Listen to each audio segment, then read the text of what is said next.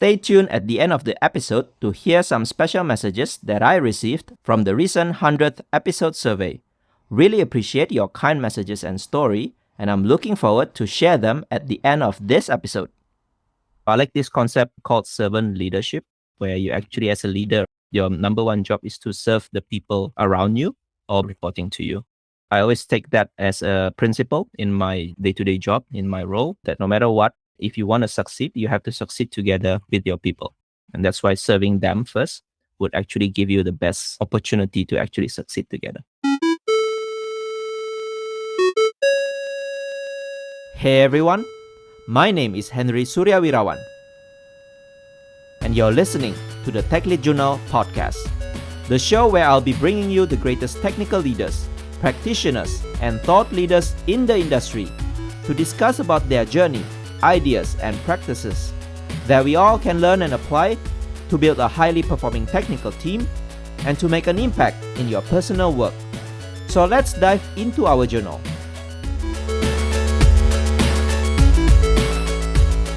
Hello to all of you, my friend and listeners.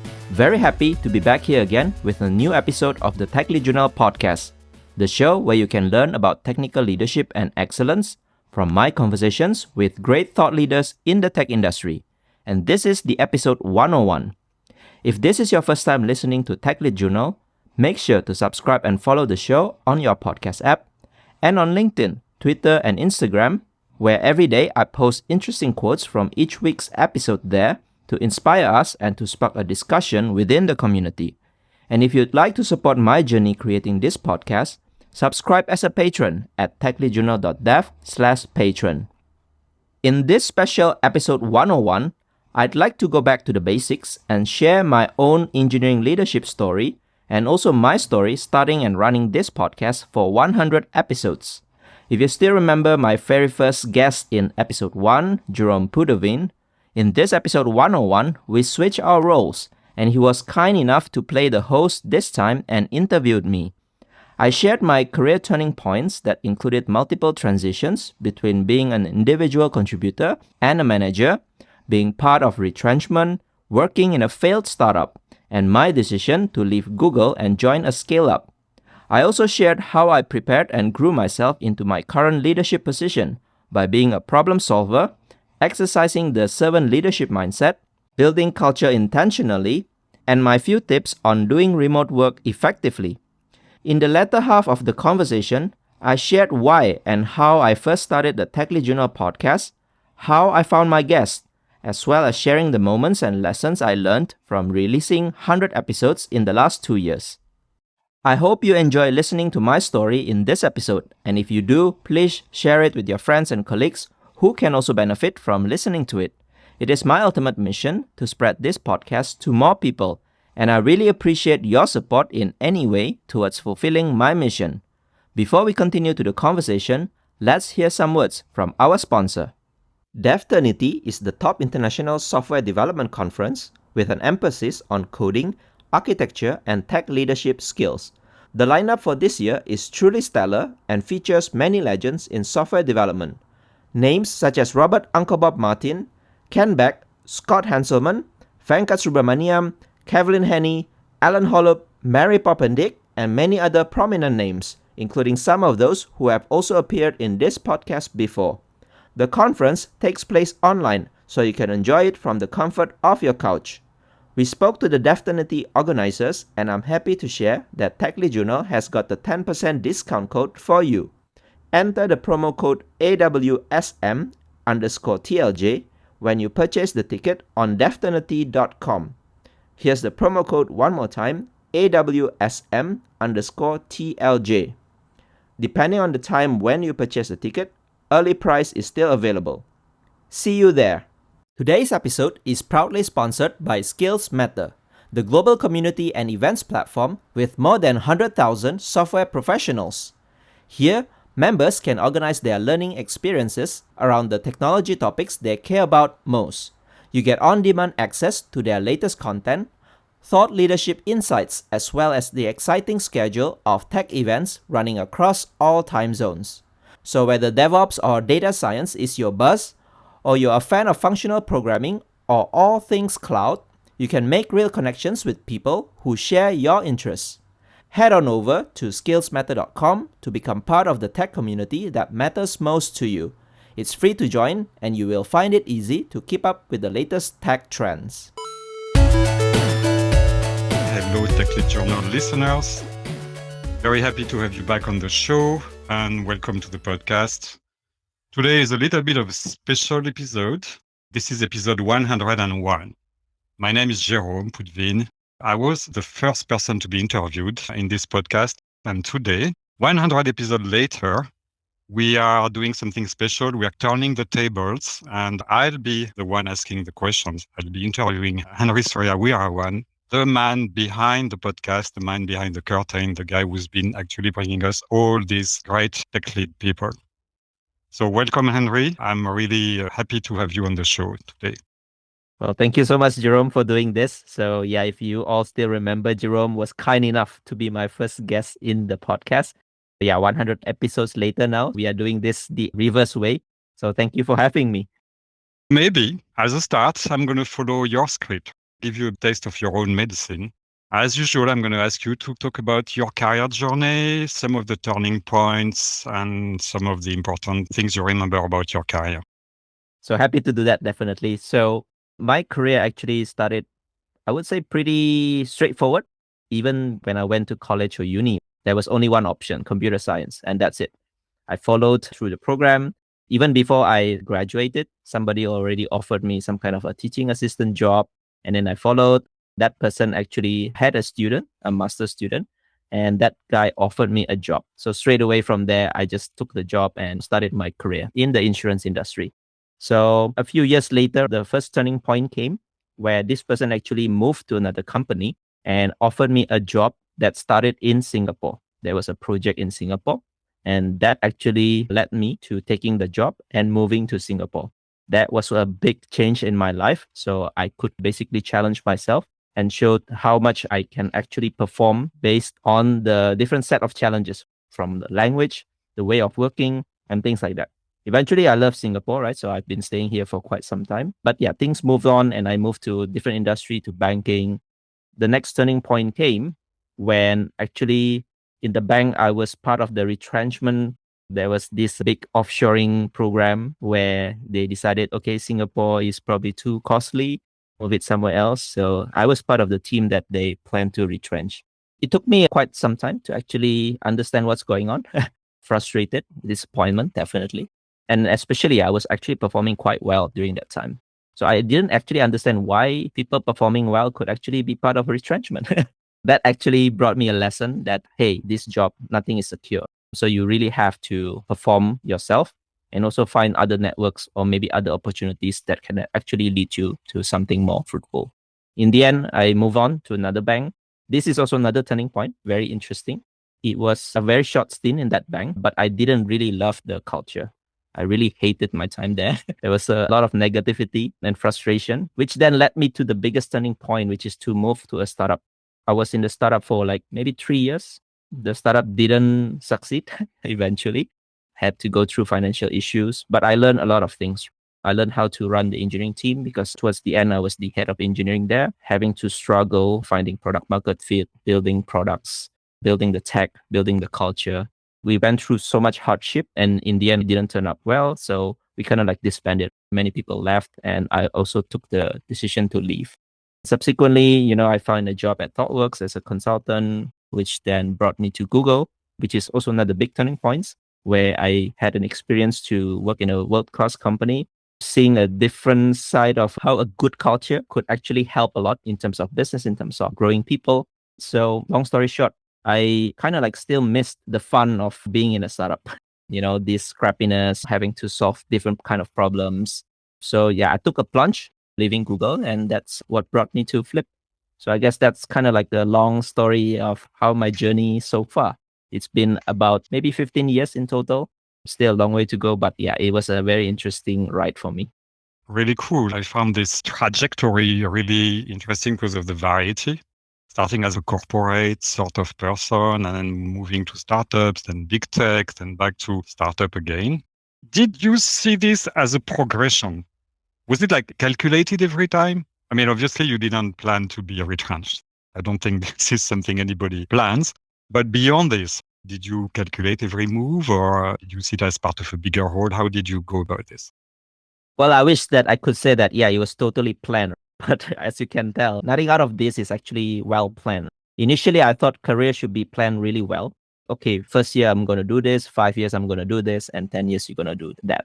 So when I was in a corporate, that was what I was thinking. Okay, maybe 5 years after that, I'll be a manager, VP, or whatever. And then you just climb the ladder afterwards. So that turning point where I got sort of be part of the retrenchment plan actually showed me, hey, this plan is not going to work. So you really need to improvise. Over the time, actually, I realized that even though you might have some kind of vision about what career that you want to do, in this kind of modern days, it's really hard to have a career that is well planned. So if you can see from my journey, I've been, for example, individual contributor, went to management, back to individual contributor, and now back to management again. Different kind of industry, different kind of roles. Definitely none of this is well planned for me. So I just took the opportunities. Sometimes these opportunities came at sudden time, and you just have to decide at that point in time whether this is a good opportunity for you to take or this is not, right? And then you moved on.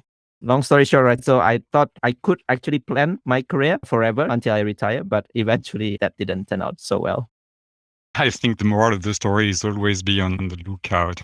I also went through big tech and many career changes, and I did find that the biggest contrast between working in a bank or working in a traditional industry or enterprise and a company like Google or Amazon or these very big tech companies, the way they see career progression, the biggest difference was that the career progression in a bank is you get progressively more responsibilities, and that means management. Whereas in Google, for example, you can grow as mostly tech or you can grow as mostly management or a combination of it. So I think for me, it was a very big eye-opening discussion. Did you feel the same? What's your perspective on this? So I think we are fortunate these days that in tech, you could have this dual career track. So you can go to individual contributor all the way to being principal or even beyond that, where you can also have a management career track, which is the normal management, VP, director, and maybe the CTO itself. So I think we are lucky in tech. Not every industry would have this, but I would love to say that probably even for those who listen, to me, it's all about growth. So every new opportunity that you have, no matter it's a IC, no matter it's a management, you should see yourself, are you going to grow in that particular role? Are you going to be challenged or are you going to just do the same thing, which means that probably is slow growth? And don't forget as well that you can actually make some changes like I did. I went from IC to management, back to IC to management again. So all this is actually very interesting. It's not a promotion, it's not demotion, some people said. Your career actually, if you think about it, is pretty long. It's going to be at least 30 years. I know some people want to retire early these days, but I guess for normal people, you would have about 30 years of career. So many things can happen. And I would just love to say that it's not just growth that you should think about. You should also think about your fulfillment. At the end of the day, you spend majority of your hours every day working. If you don't feel some kind of fulfillment out of it, I guess you're going to waste a lot of time in negativity and this kind of frustration, and it will impact the other parts of your life as well. So I think, yeah, that is probably my take on your question. Great philosophy. I'll make note of it. I tend to agree. It's mostly about do what makes you fulfilled. The rest will follow and fall in place. So I just want to go back to one thing you said, because you went to Flip, you went back to a startup. Usually the hardest thing about leaving Google is that you have to explain to other people why you did it. How is it to be back into the startup world? And why did you leave Google? It's the classic question, like almost everyone that knew that I work in Google will ask, hey, why you leave Google? Some more going to a startup. Like I said in the beginning, right? I was in a startup. Even though the startup failed, the experience actually left a very distinguished memory. So the scrappiness, solving different kind of problems, the challenges, the growth. You just learn so many things in the startup period, whereby in the big companies, normally everything is already well established. There's a proper process, there's a proper hierarchies, and you just follow, right? So maybe you do a good job and you just progress according to that kind of progression. But in a startup, everything's different. You have to be the one who took initiative most of the times and be the problem solver. I love also doing products instead of consulting. My last job in Google was mainly about consulting, helping customers migrate or use Google Cloud products. So that was fine for a while. But after a few years, it was almost the same thing all over again. Either client wants to migrate from Cloud A to Google Cloud, or client wants to use these Google Cloud products. So almost the same thing over and over again. So I thought, yeah, I want to go to a product company that probably make a great impact. And turns out that Flip offers this. For those of you who didn't know, Flip is a fintech company based in Indonesia. It can be categorized as scale-up, I would say. So it creates a product to help Indonesians to have the most financial fair products and services. It helps with saving you money from transfers. Over the time, we are also going to offer more and more. So I think by being in a product company, making an impact to society, and this is not small impact. The other thing that I would say is because in a startup, most of the time you can see the impact that you do. Maybe you're doing some kind of project, maybe you build some kind of features in the product. You can actually see the translation to the customer impact almost immediately. So there's a very short gap compared to in a large corporation where you just probably one out of the thousands people there. You know what you do, probably sometimes you don't understand, hey, do my work actually change a number, a digit in the company's balance sheet? Do I also change people's lives? So sometimes you don't know that in a big conference. And that's why probably I left Google and tried to find something else. Again, it was not planned. This opportunity came out of the blue as well. Cool. Yeah, I can understand the pleasure of having an idea by Monday and see it in production by Friday. It's really quite exhilarating. Now, welcome to Startup. So you were VP of Plunge, right? Very impressive title. How did you know you were ready? One thing is, okay, I want to be products. The other part is, how do you know you can do that? Yeah, I would say that I learned this a lot when I was in the consulting. So in consulting, many of the times you were brought to the customers without you actually knowing the answer. I brought the same spirit to actually anything that I do these days. Even though probably I haven't done any kind of VP job before, I think the key message here is that no matter what journey, no matter what knowledge that you have, you will never be ready. If you think about it, almost every VP out there starts from somewhere. They were not VP themselves. So I guess the key lesson that I want to say is that no matter what, you are not going to feel ready. And you just need to improvise and use any kind of knowledge, experience that you have to assume the role as best as you can. A few things that I do when doing this role is that as a VP in a startup, you deal a lot with ambiguity. And especially in a scale up, there are so many things that are being thrown to you. And you just have to find solutions over solutions, either business challenge or people problem. But all this is something that you have to deal with. And you always have to be a problem solver. Again, I learned this from the consulting. Customers can throw anything to you, but you just have to find the solution to the problems that they throw to you. So essentially, being a problem solver, taking ownership. And at the end of the day, I think VP is a management kind of role. So you really need to take care of your people and you have to have interest in managing people. I took all this and tried to improvise myself. So far, it seems probably so good. Interesting opinion about leadership. So when you say you have to be interested in people, can you elaborate a bit on this? What do you mean by that? Yeah. Almost every time that someone asks me, hey, should I do IC or management track? The way I always answer, if you want to consider management track, is that you really need to love working with people. That means managing them, taking care of them, being able to understand different personalities. To me, as a leader, you are not there just to set direction, achieve goals, and party. You are there actually to help people grow as well. So they should grow through you. And it's not just you achieving some kind of goals. So I like this concept called servant leadership, where you actually, as a leader, your number one job is to serve the people around you or reporting to you. I always take that as a principle in my day-to-day job, in my role, that no matter what, if you want to succeed, you have to succeed together with your people.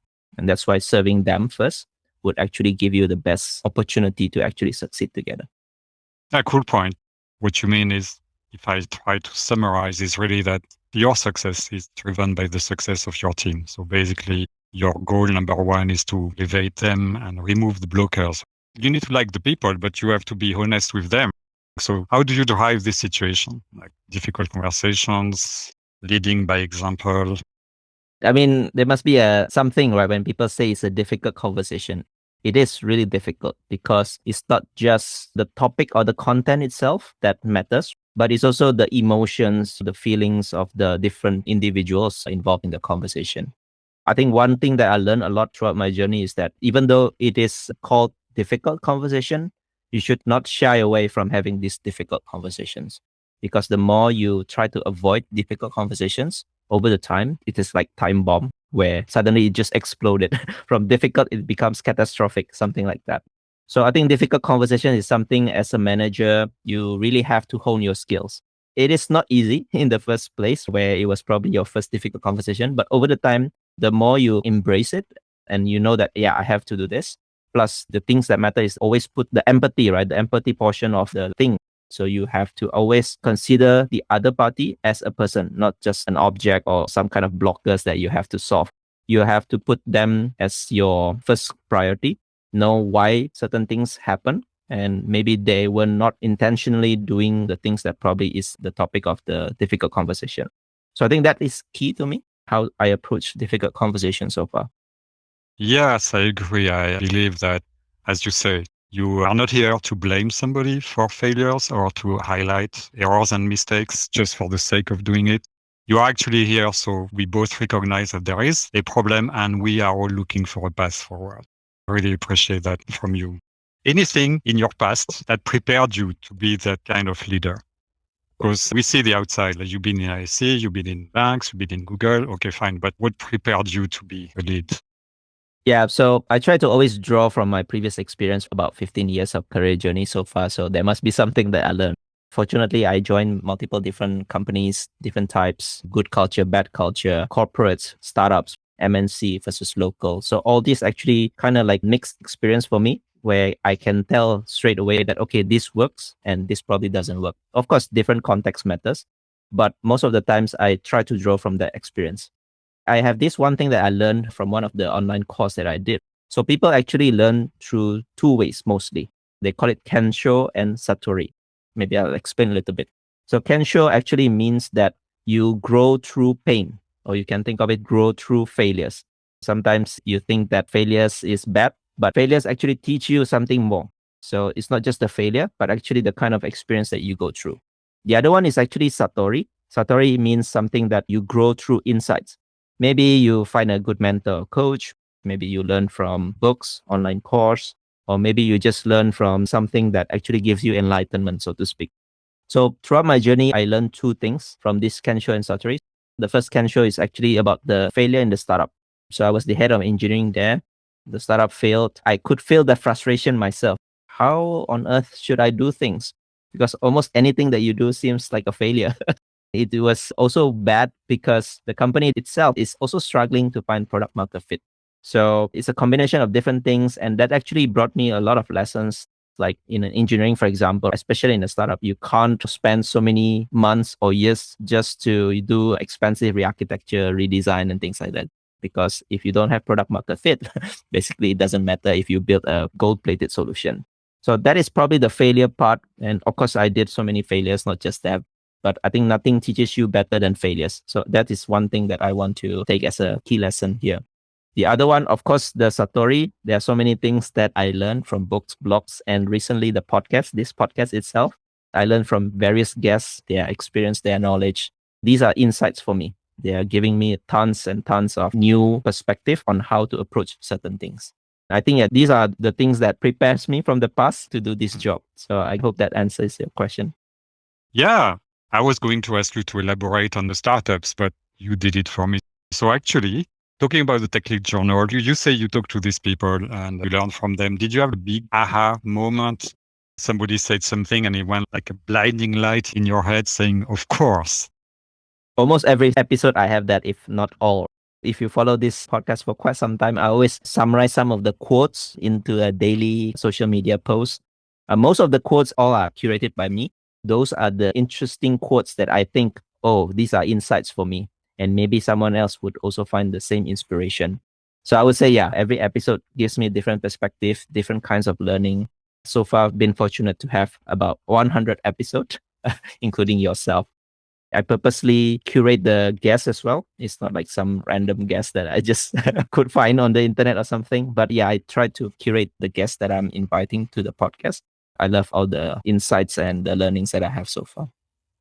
Cool. So I guess we all have to listen to all the podcasts and draw our own conclusions. Anything that did not prepare you to this experience of being a VP of Launch? So, of course, there are many things. Like I said, no matter what you do, no matter what you have learned in the past, you'll never be prepared. So, you're never ready. The few key things that I can probably talk about, this is my first time working in a scale up company. It's not just startup, but it's a scale up company. Some of you might have heard this phrase, building the plane while flying it. I guess it's the same experience for me every day. It's not just a modern, well advanced aeroplane, but it's like maybe mini aeroplane that you could try to fly and it flies.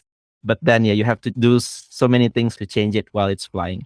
Scale up actually is a different kind of a challenge for me.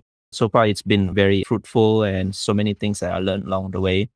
So, yeah, I was not prepared to handle so many problems, but hey, you just have to improvise. Like I said, you have to be a problem solver. Always try to attack problems from the perspective that you have, from the experience that you have. Just choose, make the decision that you think is best. So I think that's the first thing. Of course, the pandemic brought the other aspects of working remotely. This is also my first time fully remote, plus my team mostly are in Indonesia while I'm in Singapore. Working fully remote definitely offers a different kind of challenges as well. Yeah, I was not prepared. Nobody was prepared anyway during the pandemic. So we all have to improvise as well. And lastly, I would say that in a startup, one of the most important is about culture, especially when you're working fully remote. Building culture is hard. And I think you really need to be intentional about building culture. Yeah, so those are the things that probably, while I'm not super well prepared, but I'm trying my best to handle those things. Culture is really key, right?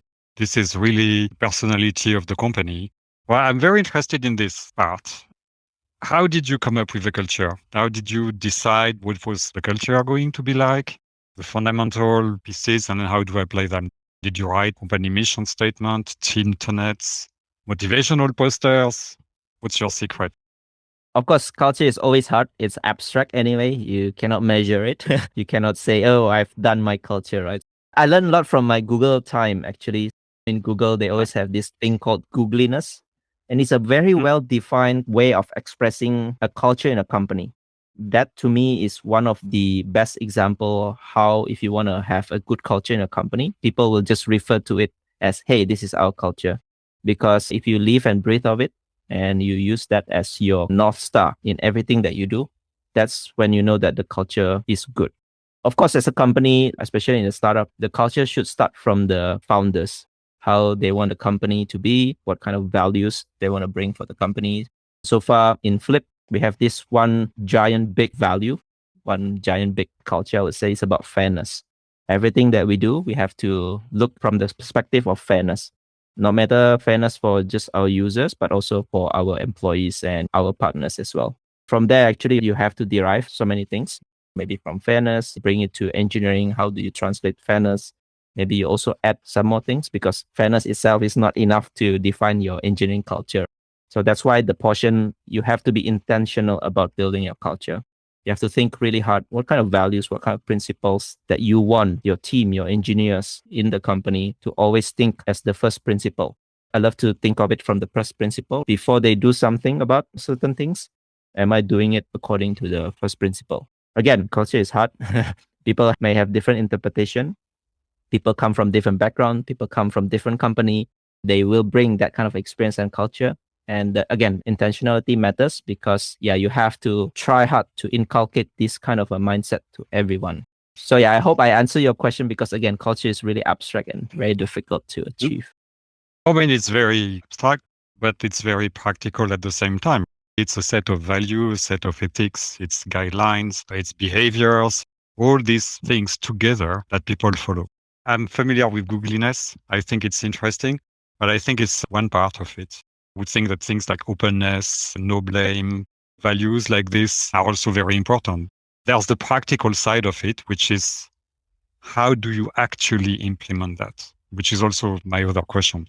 When I was kidding about motivational posters, I was only half kidding. It's very abstract, but you have to implement it. So did you have anything that worked or anything that didn't work? Yeah, so I think that's a good point that you raised because, yes, we can have values, principles, probably sent to everyone's email. Once in a while, have an event about culture. But I think you have to live the culture. You cannot just say, okay, here are our culture, but in real life, you behave differently. Maybe let's just take an example. One thing that you say, blamelessness. Within our company so far, I try my best to have this kind of blamelessness. I think the key message here is for leaders, even though there are mistakes, maybe first thing is assume that people don't do it intentionally. I'm sure almost all the time people don't make mistakes intentionally. They maybe either tired, burnout, or maybe they just didn't know that they should not do that. So I think as a leader, you have to be the examples, showcase this behavior.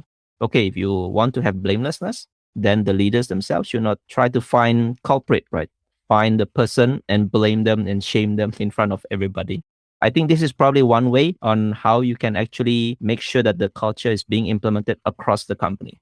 Of course, depending on the different type of culture, again, the behavior of the leaders tell. So maybe borrowing a little bit of parenting kind of topic here is that for parents, even though you tell kids, hey, don't do this, but if you as a parent do that thing, the kids will actually learn from you. It's not from the things that you say, but actually they observe what you do. And actually, yeah, they will take that as the truth, not the things that you said. So maybe this kind of example will give a better illustration about stuff. Yes, definitely the do what I say, don't do what I do is never really successful. I agree.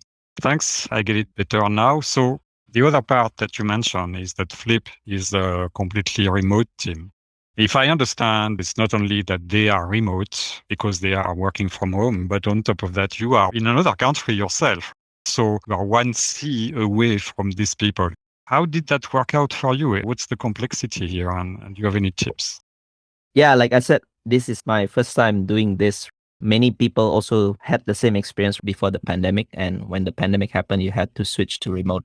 I would not say that I have cracked the solution to working well remotely, but I would say I can probably share some of the things that work for me based on my observation. Of course, being remote, the first challenge is about personal relationship and communication. It was worse for me because after I joined, maybe about 1.5 years, I've never met anyone in person, including the founders themselves. Everything is through Zoom or Google Meet.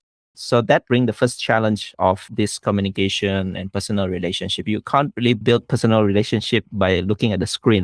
So many things that are missed, like for example, body language, the tones, or maybe the physical touches and things like that. So I would say that if you have to do things remotely, just don't forget about this personal touch. Maybe you can have casual chat, open camera, jokes. Don't forget to throw jokes. Getting to know each other, taking time to actually want to know the other person's maybe challenges at that point in time, or maybe the celebrations that they have. So don't forget about the personal touch because at the end of the day, we are human. We want to have contact with each other, communications. That is one thing. The other thing that I learned a lot throughout this remote work is about time separation because I myself can be considered probably a workaholic. So sometimes I miss managing my time. But I think one thing that is very key for everyone working remotely is that you do have to build this kind of transition. You have to be conscious about separating your time. For example, previously, if we go to the office, you have this transition naturally. You probably eat breakfast, go to the office, commute, maybe arrive at the office, you do some kind of rituals before you start working. And same thing, when you go back home, you do different kind of rituals.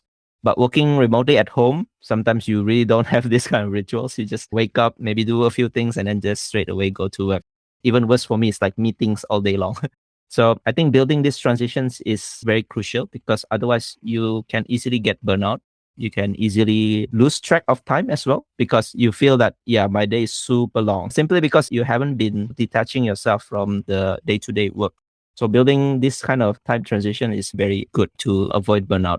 Another thing, again, coming back to communication, is that sometimes we interact with other people a lot through documents and also chats.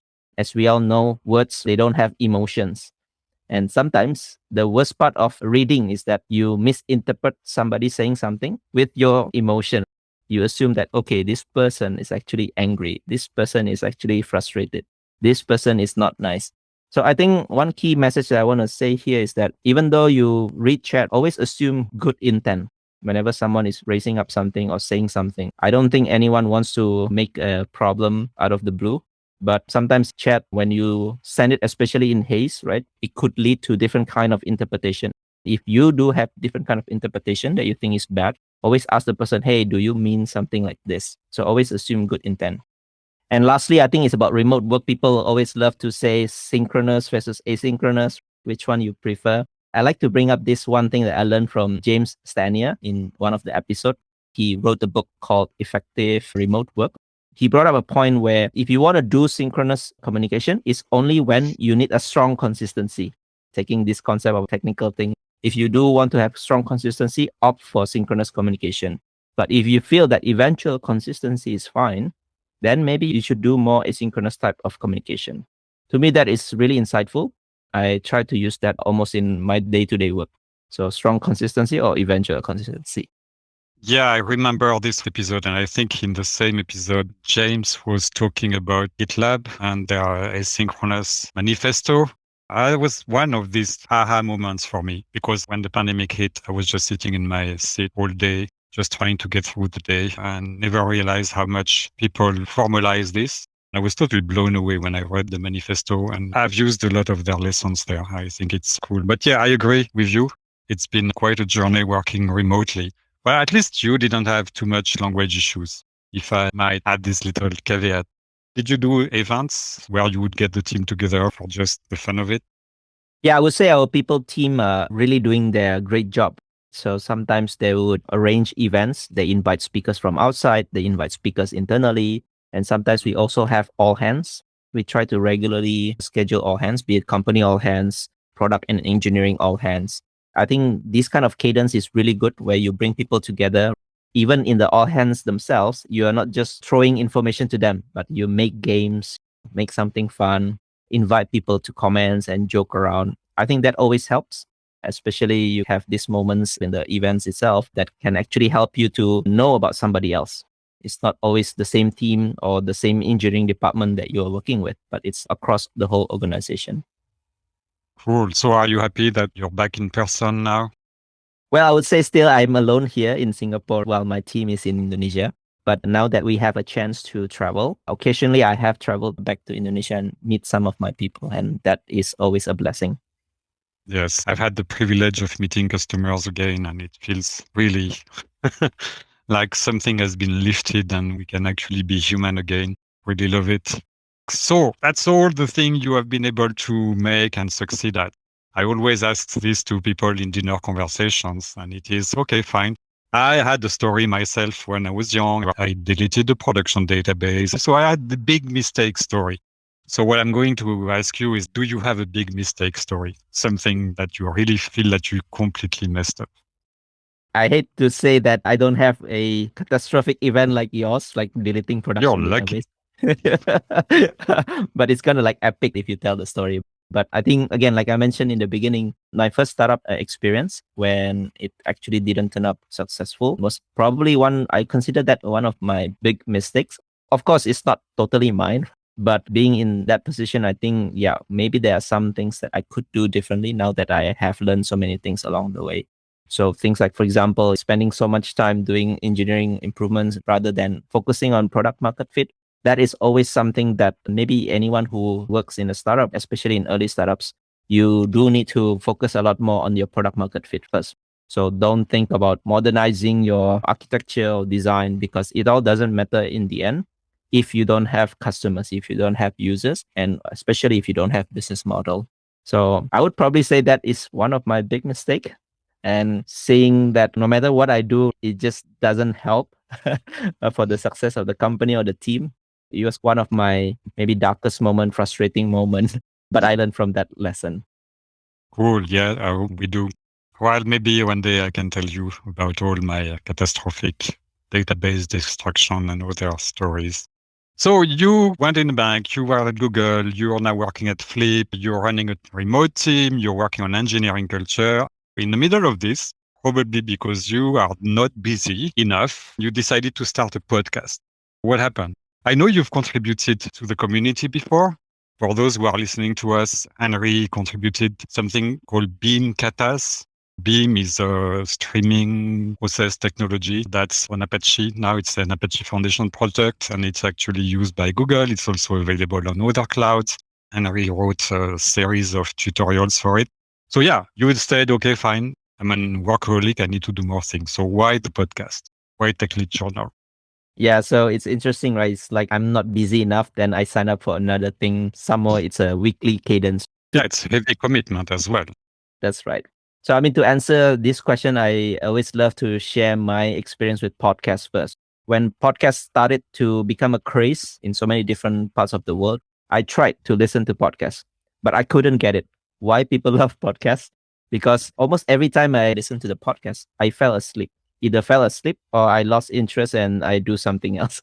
So that was my first experience with podcasts. It took me some time to give it another try, but this time I changed it in such a way that I mix it with my exercise, either like daily walks or small jogs or went to the gym. Oh my God, it gave me a very different kind of experience. I could actually finish listening to one episode and I learned so much out of it. These days, there are so many great podcasts and they are free. So it's almost like Netflix, but it's free. You just curate or sometimes binge listen to some of your favorite podcasts. And that actually blows my mind. How come so many things that I can learn for free and it's available out there for you just to choose? And eventually, because I work in tech, I was working in engineering. I tried to find engineering or tech related podcasts. Many of those podcasts came from the United States, Western world, or some parts of Europe. I tried to search in Southeast Asia, but I couldn't find one that is probably popular enough and discussing topics that I really want to learn. Because I love podcasts by then, so I thought, hey, maybe I can try to start a podcast, bringing the topic of tech leadership and tech excellence, and probably, just give it a try. It all started as an experiment, totally. So didn't really plan to run this for quite some time. Although in the beginning, I do have a goal, like I want to do 100 episodes. If you do have weekly cadence, that means almost 2 years to finish. That's what I signed up for. And here we are, 101 episode. So it's been a long journey. All right. Does that mean this is the last episode? You never know. You met your goal. Please don't. I love the podcast myself. I listen to it quite regularly. It tells me we're drinking more coffee. And so it's great. Yeah, for those people who don't know about Jerome once in a while will post something on LinkedIn social media about this cappuccino while sharing the learnings he listened from the podcast.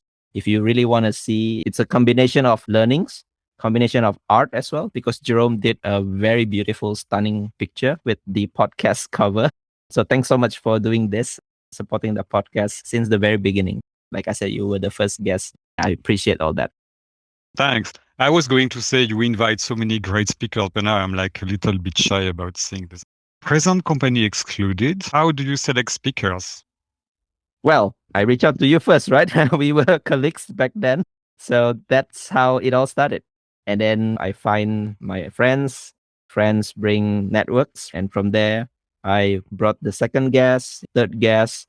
From then, it gives me more confidence. Hey, I could do this. I know the ups and downs of building a podcast. That's when I reach out to more people, sending them cold message, asking them, hey, do you want to appear in my podcast? From there, every day is just improvisation, asking people to refer. So far, I've been fortunate enough. There are some big names in the tech industry who are willing to participate. And it just happened organically. So I didn't have any super network that I can just tap, hey, I want that guest. It was all from like referrals or cold message or some people suggesting. So it just happened that way. Fortunate. So it's a bit like growing a startup. You start with friends and fools, and then you find a little bit of a product market fit, and then you will find bigger audience and people will be interested. And so, I'm pretty sure your startup experience played a role in this. Yes, exactly. Actually, you're using the right analogy because normally once you get kind of like a big name guest, it becomes easier in the next few episodes because you can say, hey, this person joins my podcast. Maybe you want to consider as well. So it's the same thing like a startup, right? Once you find a product market fit, you can say to the next customer, hey, these set of people have been using our product. Almost the same kind of thing. You bring a very good analogy there. Yeah, well, I hope you just hit your hockey stick and get a huge audience. So does that help you in your everyday work? All this knowledge download weekly and all this wisdom, how do you take advantage of it? Oh, it has been immensely helpful for me. Every episode is like an opportunity for me to learn firsthand. That's the first thing from great thought leaders. Like I said, I curate the guests myself and the topics. So that means I get a chance to learn from them firsthand.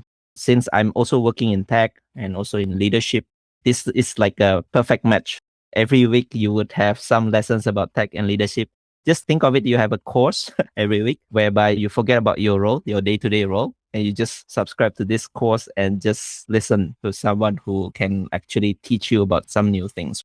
And not just listening and learning from them. There are so many things like in a startup, like I mentioned, it's messy. You can actually find many opportunities to apply what they share to you, be it the management leadership things, technical excellence, or just some insights from their experience as well previously. To me, it's like a matter of selecting what problems and how to apply which best practices. There are plenty of opportunities there, and I never run out of opportunities. In the scale ups, this is even true, more true than the corporates, right? Because maybe in corporates, you don't have so much flexibility. And one thing that I love about running this podcast, even though I have 15 years of career experience, is never enough. There are many unknown unknowns that I do have. Some of the episodes actually uncover that for me. So it's like blind spot or bias. And actually, that is something that I really feel grateful for. It has been so much insightful for me so far. Probably that's how the podcast have been helping me in my career so far. Yeah, it's amazing. Aren't you like at the point where you can say, hey, I want to learn about this. I have this problem. I'm going to invite somebody.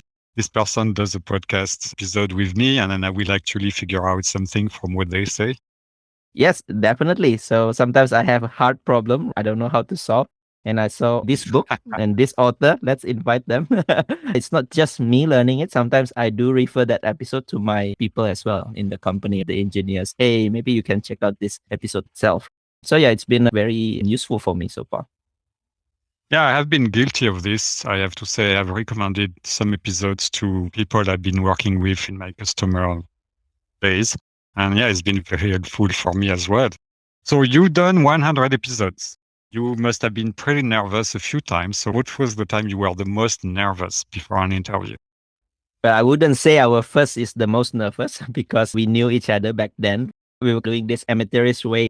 But I think in the beginning, almost like every episode is a new thing, and I was nervous. After a while, the first biggest nervous probably was Kelsey Hightower. That was probably my biggest guest at that point in time with so many followers, very famous basically. And over the time, I think the next one will be Von Vernon. And my last nervous moment is probably Uncle Bob, Robert C. Martin, because I was following him a lot last time as well when I started my career. And it was like a dream come true to have opportunity to chat with him and learning from him firsthand. So that was probably another big nervous moment for me. So it's a bit like this meet your childhood hero moment, right? Probably, yes. Yeah, I can totally identify with that.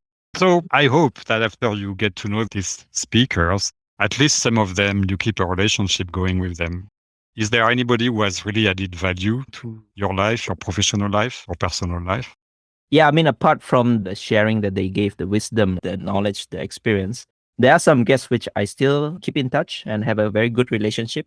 In fact, many of the guests that I have are from referrals from the previous guests. So in a way, they have been very helpful, supportive about the podcast.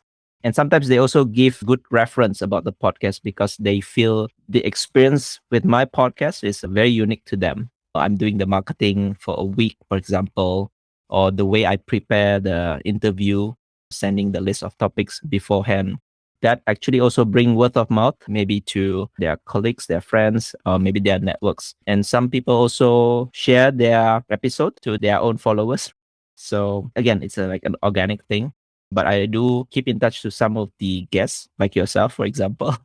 And I hope one day we can still build good relationship going forward. Yes, I see you also been starting appearing in other people's podcasts, which is really cool. I think it's great that you get to actually go and speak yourself because you have a lot to say, obviously. So how do you like being famous? I'm not saying I'm famous. I guess the way I categorize famous means that every time you go outside, there will be people following you, chasing you, asking you for a signature. But I mean, joke aside, I don't think I'm famous yet.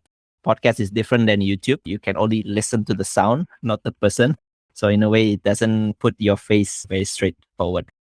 So the goal for you was essentially to spread learning and get learning. How do you pace this? You used to read online blogs and stuff. Do you just do podcasts now? How is it?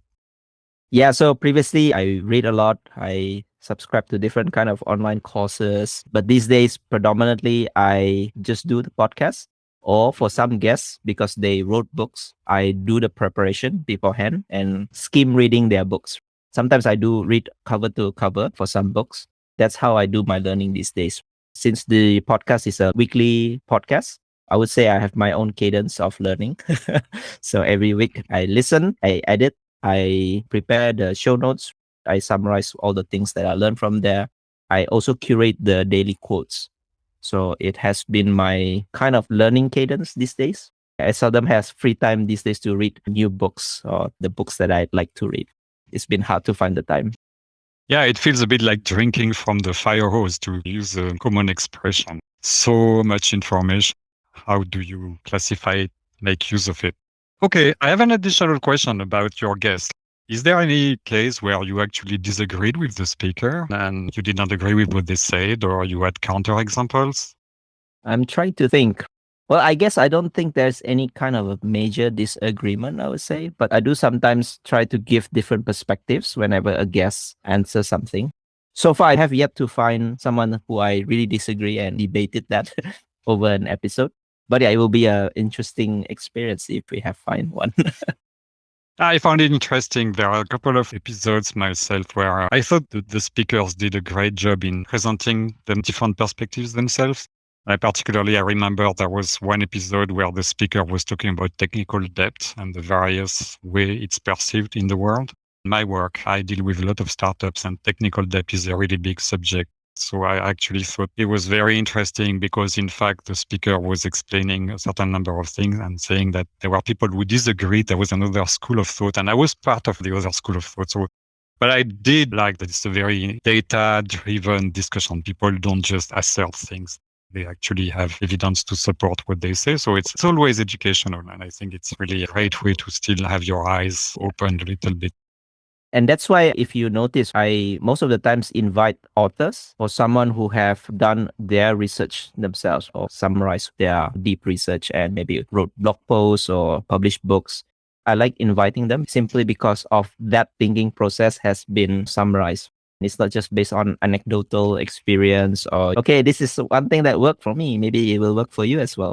There's a proper reasoning behind it. And that's why I like to invite authors into my show. I think it's a great way.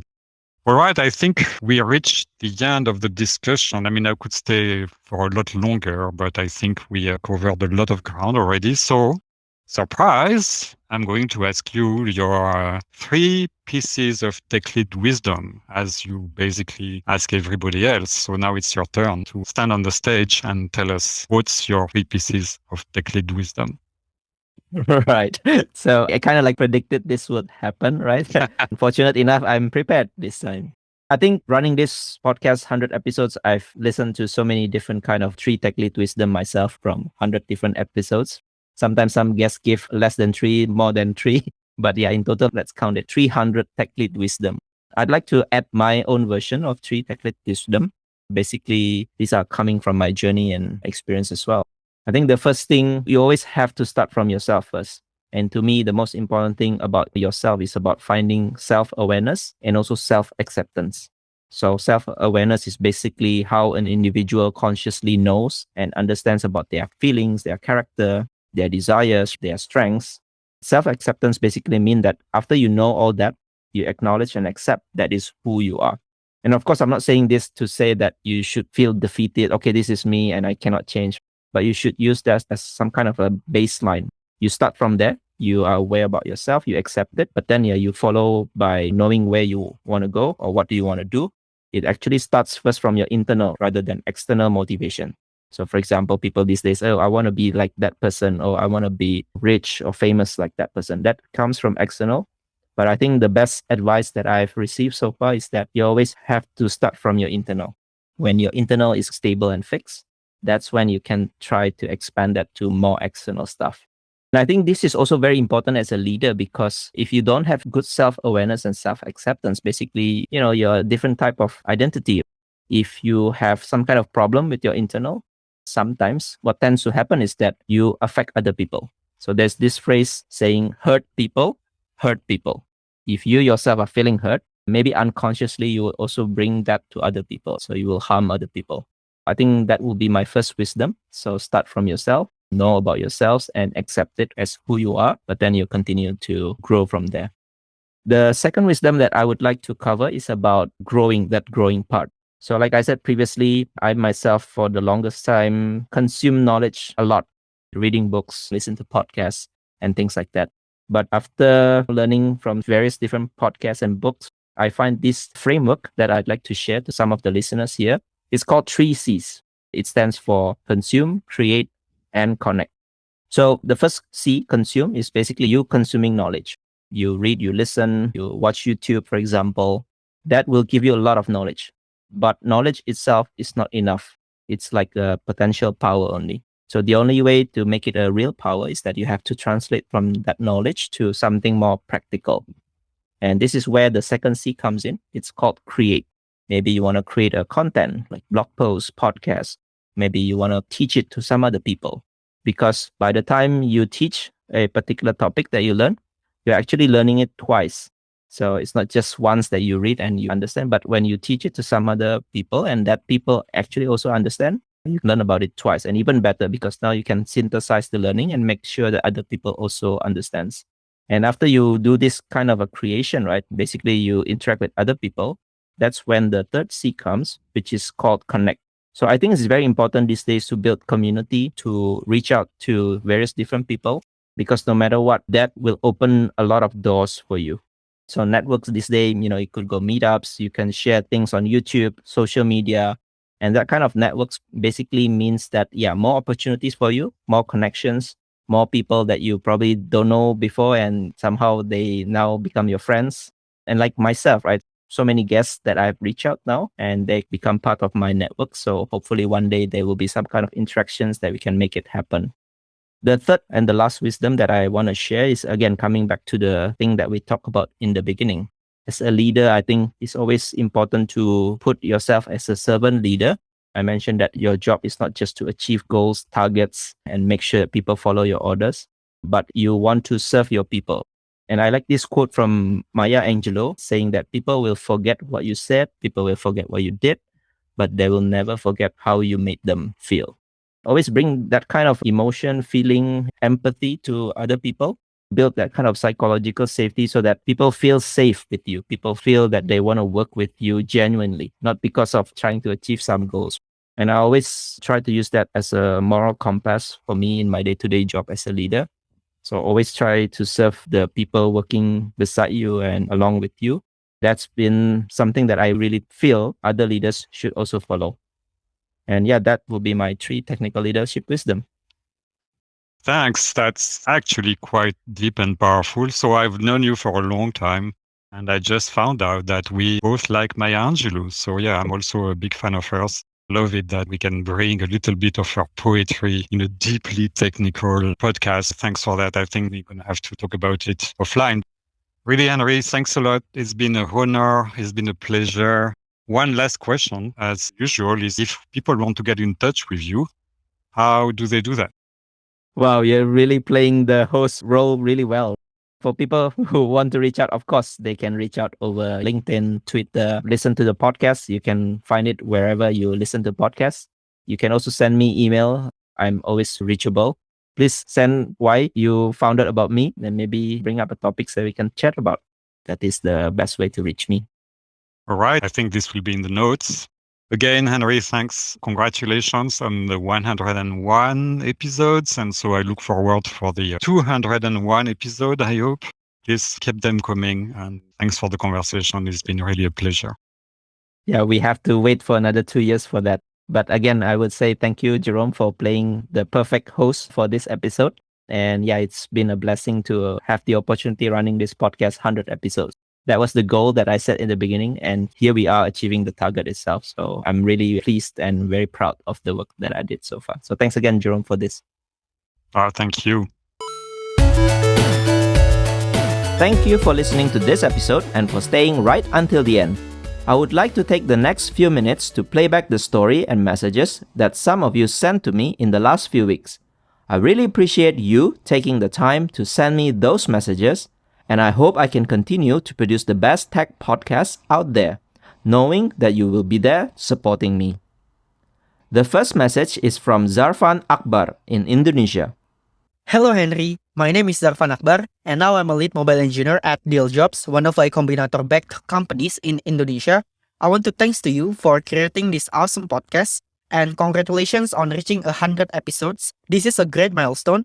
I enjoy our conversation with your guests in your interview, and I really like your last question, which is what is your 3 technical wisdom? I hope that you can keep that question because by listening to a lot of amazing technical leaders saying their own technical wisdom, I think I can become a better leader for my team in my professional work. So maybe that's it. Thanks again, Henry. The second message is from one of my previous guests in episode 54, Alvaro Moya. Hi, Henry. Alvaro Moya here. It's been a pleasure to be one of those people that allows you to say today that you are celebrating the 100th episode. It's a real pleasure to be part of them. There are plenty of very, very well-known names in the industry. There is plenty of extremely useful and valuable content, and this is thanks to you. So thank you for this hard work during 2 years, because for those that doesn't know how to operate a podcast and have success, it's a lot of work that is behind in order to make that conversations to look ordered, to look structured, and to be engaging. This is not magic. This is just because you are preparing those interviews carefully. And this is one of the interviews I enjoyed the most in the last year. So thank you so much. Congratulations for this hard work. Keep doing that. And I hope that Tech Lead Journal becomes, if it's not yet, one of the best content resources available for tech leads and engineering managers, which unfortunately is not very common today. So thank you so much for contributing to this ecosystem where we are all in the same boat. Thank you so much. See you in the episode 200. The next message is from Siavash Sakavi in Singapore. Hi Henry, this is Siavash from Singapore. I don't recall which episode I started listening to the podcast, but I remember at the end of 2020, I was looking for material on technical leadership and engineering management. And I think that I came across your interview with Pat Kua at that time. And since then, I've become an avid listener of your podcast. And every week I've been anticipating the new episode that comes out. It's to the extent that every Monday night in Singapore time, I'm looking forward to getting the notification that the new episode has been uploaded so I can start listening to it. You've taught a lot of good aspects of software engineering and management to me. Sometimes I go into my deep thoughts thinking about the things that you've shared and you've asked from your interviewees. I really appreciate that you've been doing this alongside your full-time job. I know it's not easy, but you've managed to do a great job, and I hope that the podcast grows and we learn much more things about technical leadership, engineering management, and software best practices. Thank you, Henry, for all of your efforts. And the last message is from another guest in episode 95, Jeff Perry. Hey there, this is Jeff Perry, founder of More Than Engineering and guest on Tech Lead Journal, episode number 95, where we talked about top career lessons from an engineering career coach. Just want to wish Henry and the Tech Lead Journal team nothing but continued success. They go well beyond 100 episodes to share the great content that they're working on. So thanks so much for everything that you're doing, and glad to be a part of the journey. Thanks so much.